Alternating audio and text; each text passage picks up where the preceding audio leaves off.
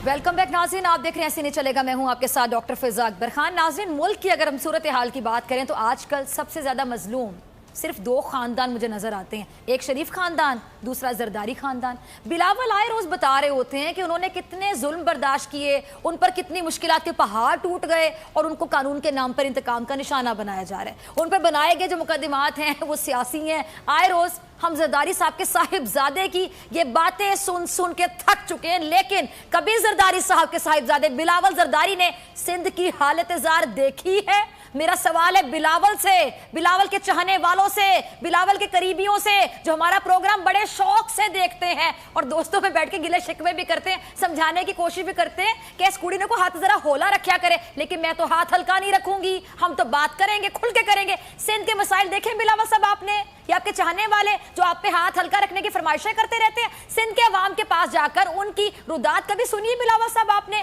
सिंध में एड्स फैल रहा है, ला इलाज मरज, HIV के केसेस सामने आ रहे हैं, थर में बच्चे मर रहे हैं, मरे चले जा रहे हैं, लेकिन इन सबसे ज्यादा जरूरी है बिलावल जरदारी साहब का वो मुकदमा जो नैब में चल रहा है। बिलावल साहब अगर अपने आप से कभी फारिग हो ना तो एक नजर सिंध पर जरूर डालिएगा, आपको पता चल जाएगा, बल्कि लग पता जाएगा कि सिंध की ही एक बेटी,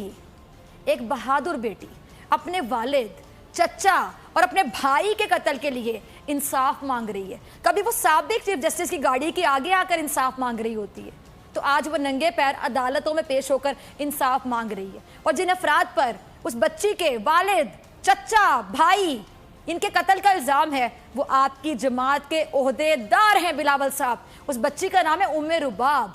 क्या हुआ और किस तकलीफ से वो बच्ची गुजरी और अभी तक गुजर रही है, उम्मे रुबाब ही हमें सब कुछ बताएंगी। हमारे साथ स्टूडियोज में मौजूद हैं। उम्मे रुबाब, बहुत शुक्रिया ज्वाइन करने के लिए। सबसे पहले मेरी टीम की, मेरे चैनल की हमदर्दियाँ आपके साथ हैं। मेरे पास शायद अल्फाज बहुत कम हो गए। आपकी तकलीफ में हम, आपके दुख में हम बराबर के शरीक हैं। मैं अगेन कहूँगी कि मेरे पास अल्फाज ही नहीं होंगे आपकी तकलीफ में मैं कैसे बयान करूँ। आपके वालिद के साथ, चचा के साथ, भाई के साथ हुआ क्या, ये पूरा वाकया आप उन लोगों को सुनाएं, अपनी ज़बानी सुनाएं जो कि नहीं समझ पाए, नहीं सुन पाए।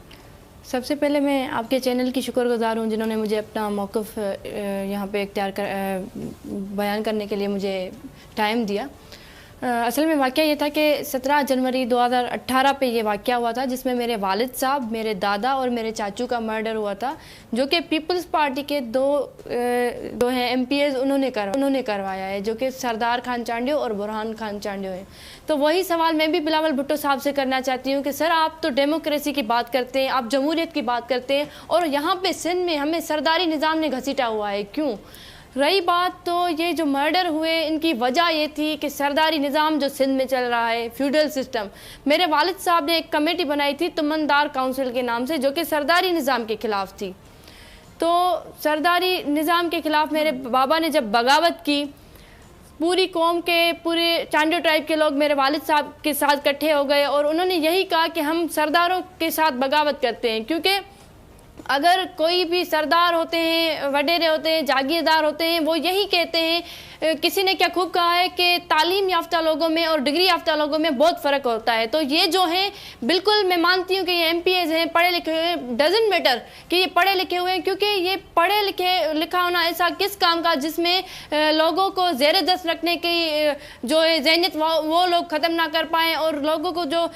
ये प्रेशराइज़ करते हैं सरदार होकर। तो मेरे वालिद साहब की वही सोच थी कि हम सरदारी निज़ाम के ख़िलाफ़ इसीलिए खड़े हैं कि हमें इस्लाम भी राइट्स देता है और कानून भी राइट्स देता है कि हम अपनी मर्ज़ी के मुताबिक ज़िंदगी जिए। तो इन सरदारों को, इनको बहुत यही डर था कि हमारा जो ये निज़ाम है पूरा ख़त्म हो जाएगा और लोगों में अवेयरनेस आएगी और ये अपनी बच्चियों को पढ़ा रहे हैं और कल यही होगा कि ये हमारा निज़ाम ख़त्म हो जाएगा। तभी उन्होंने इसीलिए मेरे वालिद साहब, मेरे दादा और मेरे चाचू का मर्डर कराया कि कल कोई और सिंध में सरदारी निज़ाम के ख़िलाफ़ ना खड़ा हो। तो यहाँ पे पीपल्स पार्टी पे ये सवाल आता है कि जब इनको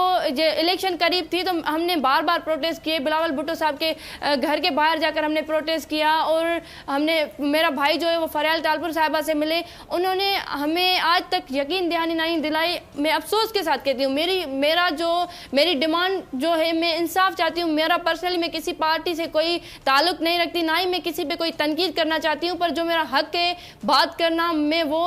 कर सकती हूँ, क्योंकि मैं बिलावल भुट्टो साहब से वही सवाल करती हूँ कि सर, जब आपने इन दोनों को टिकट दिए تو برہان خان جو ہے سٹنگ ایم پی ہے ابھی آپ کی پارٹی میں، اس کی تبھی بیل کینسل تھی، اور ہم میرے وطن عزیز میں ہم کیا میسج دے رہے ہیں لوگوں کو؟ میں نے سنا تھا کہ مودی نے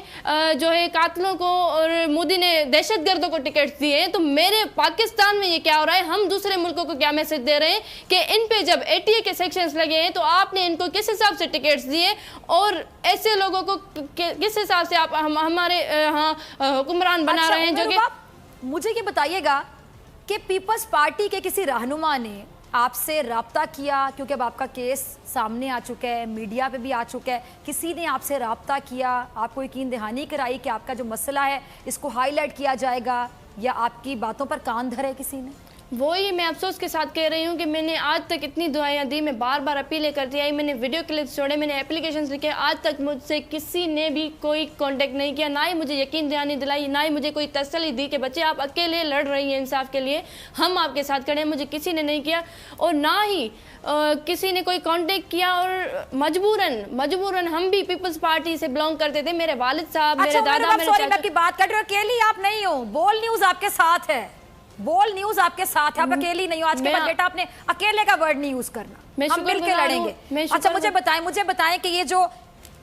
جی یہ آپ کی میڈیا کوریج ہے، جسی کے مجھے وہی لگتا ہے کہ جو میڈیا کوریج ملی ہے مجھے، اس حساب سے آج میں زندہ ہوں، ورنہ اگر میرا ایشو ہائی لائٹ نہ ہوتا تو یہ سندھ کے وڈیرے جو ہے سردار، وہ تو مجھے مار دیتے کب کا، کیونکہ گورنمنٹ ان کی ہے، گورنمنٹ کی فلی سپورٹ ہے انہیں، پیپلز پارٹی کے ہمت کی وجہ سے بھی زندہ ہو، اور اپنی بہادری کی وجہ سے بھی زندہ ہو، اور ثابت قدمی کی وجہ سے بھی زندہ ہو۔ اور میں وہی اچھا عمر مجھے یہ بتائیں کہ جب آپ جی کمپلیٹ کریں۔ میں پیپلز پارٹی سے میری وہی شکایت ہے کہ میرے جو دادا تھے وہ UC چیئرمین تھے، اور میرے جو چاچو تھے وہ یونین کاؤنسل کے ممبر تھے، تو میں وہی سوال کرتی ہوں کہ بلاول صاحب نے اپنے گھر میں، ایک پارٹی جو ہوتی ہے نا ایک گھر ہوتی ہے، تو بلاول صاحب نے اپنے گھر میں انصاف نہیں کیا، تو دوسرے لوگوں کے ساتھ وہ کیا انصاف کریں گے؟ ہم بھی پیپلز پارٹی سے بلانگ کرتے تھے، اور گھر میں جب آپ انصاف نہیں کر سکتے باقیوں کے ساتھ کیا انصاف کریں گے؟ ہم بھی پیپلز پارٹی سے بلانگ کرتے